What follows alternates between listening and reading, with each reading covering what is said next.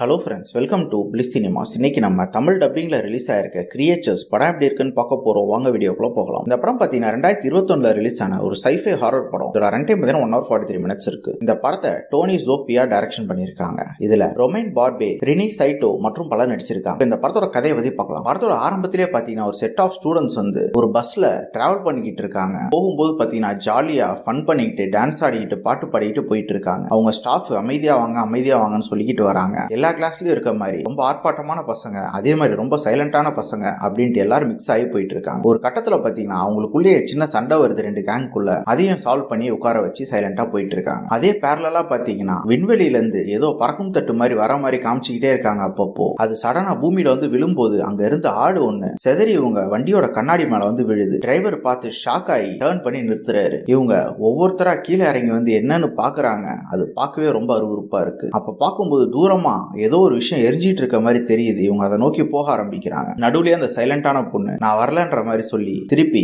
அவங்க வண்டிக்கே போயிடுறாங்க. அங்க போனா டிரைவர் பாத்தீங்கன்னா காணோம். பார்த்தா அவரு சைட்ல இறந்து கிடக்குறாரு. என்னடா ஆச்சு அப்படின்னு பார்க்கும்போது பாத்தீங்கன்னா அதுல இருந்து வந்த ஏலியன் ஒண்ணே ஒரு அட்டாக் பண்ணிருக்கு. அப்படியே இந்த கேங்கு அந்த எரியற இடத்துக்கு போய் பார்த்தா அங்க ஒரு பெரிய பறக்கும் தட்டு எரிஞ்சு கிடக்குது. அதுல ஒரு சின்ன ஒரு உயிரினம் இருக்கு. அதை இவங்க தொட்டு பார்த்து அதை எடுத்துட்டும் வராங்க. அவங்க வரும்போது பாத்தீங்கன்னா ஒவ்வொரு ஏலியனா அட்டாக் பண்ண ஆரம்பிக்குது. அதுக்கப்புறம் இந்த படத்துல என்னென்ன சுவாரஸ்யமான சம்பவம் நடக்குது அப்படின்றது தான் இந்த படத்தோட முழு கதையே. இப்ப இந்த படத்தோட பாசிட்டிவ் நெகட்டிவ் பத்தி பார்க்கலாம். இந்த படத்துல எல்லாம் பாத்தீங்கன்னா பாசிட்டிவ் சொல்றதுக்கு எதுவுமே கிடையாது. படத்தோட ஆரம்பத்திலேயே அந்த பஸ் சீக்வன்ஸ்லயே இவங்க எடுத்திருக்க விதத்திலேயே நமக்கு தெரிஞ்சது இந்த படம் ஒரு உப்புமா படம்ட்டு. அவங்க நடந்துக்கிற விஷயமா இருக்கட்டும், அவங்க பேசுற விஷயம் எல்லாமே அப்படிதான் இருக்கு. அதே மாதிரி பாத்தீங்கன்னா இவங்க ஏலியன் ஒண்ணு காட்டுறாங்க. அதெல்லாம் நம்மளால ஏலியன் ஒத்திக்கவே முடியாது. ஏதோ வந்து ஒரு பொம்மை படம் பார்த்த மாதிரி தான் இருக்கு. அதே மாதிரி அந்த பறக்கும் தட்டு காட்சி எல்லாம் காட்டுறாங்க. அதெல்லாம் பயங்கர கேவலமான ஒரு விஎஃப்எக்ஸ்ல பண்ணிருக்காங்க. ஓவராலா பாத்தீங்கன்னா இது ஒரு டைம் வேஸ்டான படம் தான். உங்களுக்கு வேணா ட்ரை பண்ணி பாருங்க. இன்னொரு டைம் சந்திக்கலாம். தேங்க்யூ.